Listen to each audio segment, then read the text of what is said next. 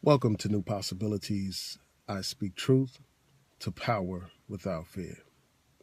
So, yesterday, Donald Trump signed an executive order banning Muslims from entering the United States. And he banned Muslims from several countries from entering the United States. And I want to point out those countries. So, it's not an absolute ban on Muslims, but it's the beginning of one. So, he has banned Muslims from Iraq, Iran, Syria, Sudan, and Somalia, and also Yemen and Libya. For most of those countries, the ban is for 90 days, and for Syria, it's indefinite. In addition to banning Muslims from those countries, Donald Trump has set up a priority. He has set up a religious test, as reported in the New York Times, and I'll post a link to that article in the description box to this video so that you can read it for yourself. So, for people coming from Muslim countries, he has placed a priority on Christians. So, it's like a preference for Christians coming from those countries. And he's also placed a priority on other religious minorities from Muslim countries coming to America.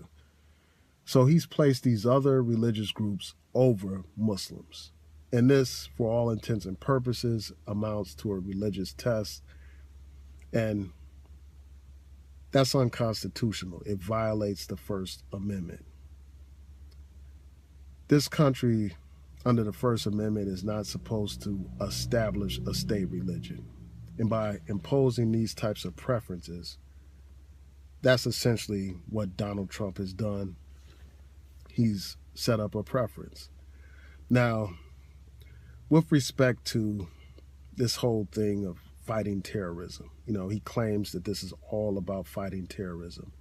Yet he does not ban people from the countries that have actually committed terrorism in the United States.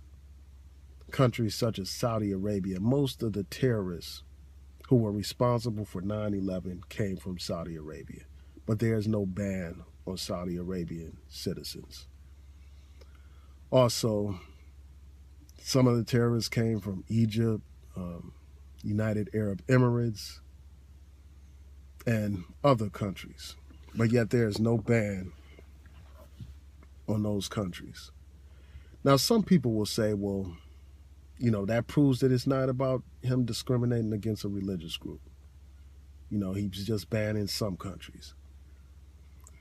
First of all, discrimination, often starts off being limited to one particular zone, and then it expands and expands. And the next thing you know, all Muslims are banned. The next thing you know, there are more restrictive conditions on Muslims. The next thing you know, there's a registry for Muslims in this country. The next thing you know, mosques are under surveillance in this country. The next thing you know, people are isolated and put in concentration camps. I mean, if we look at the history of Nazi Germany, you'll understand what we're talking about. It's a gradual process, and that's why it has to be stopped at the beginning of the process instead of after the fact. And the thing that's so odd about Donald Trump passing this executive order is that he passed it on a day that was supposed to commemorate or remember, well, actually to remember the Holocaust, to remember those who lost their lives during the Holocaust.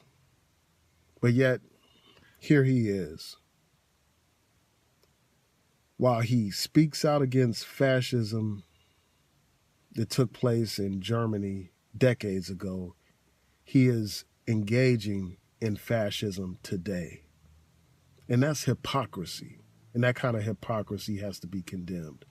Now, some people will talk about the fight against terrorism. They'll say, well, there are terrorists in those countries, like in Syria, you have ISIS, who is, a terrorist organization that has wreaked all kinds of havoc and violence around the world.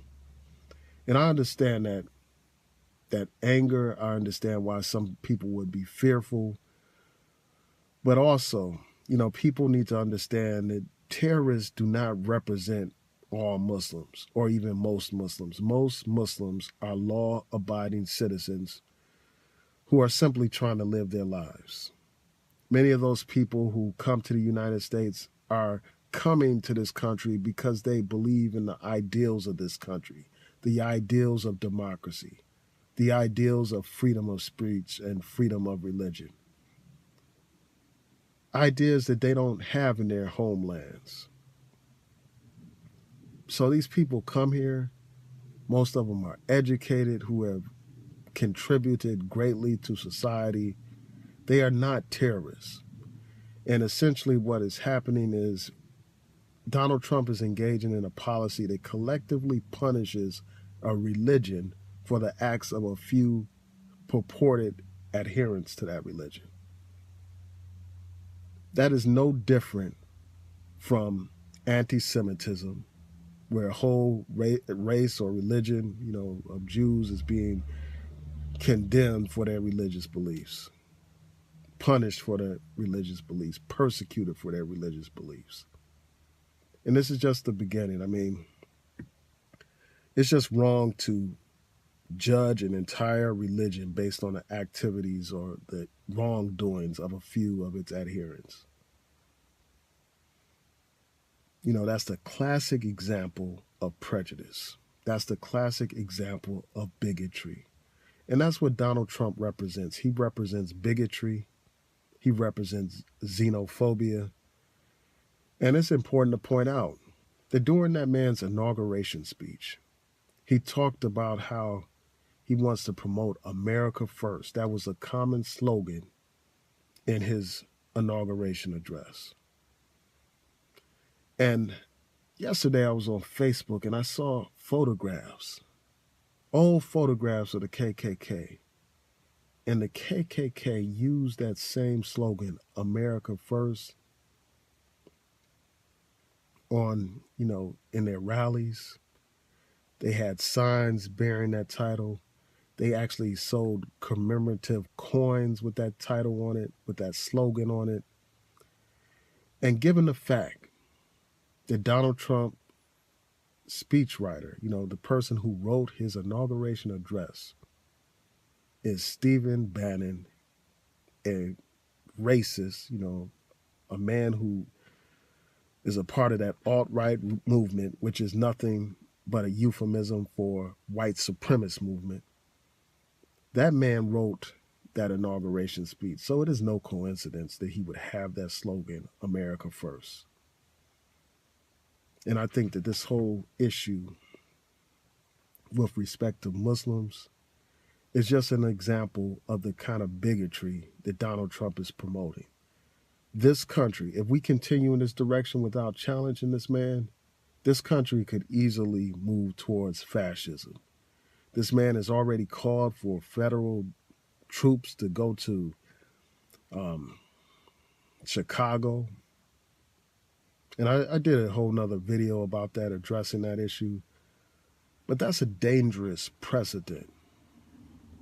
But some people are so paralyzed by fear, so controlled by fear, that they are willing to give up their civil liberties. They are willing to allow the government to discriminate against people based on their religion out of fear. And that reminds me of that slogan where they talk about how people allow discrimination to go on. People allow tyranny and oppression to go on because they figure that it's not their group being discriminated against.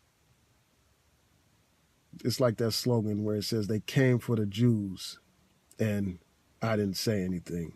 They came for the communists and I didn't say anything.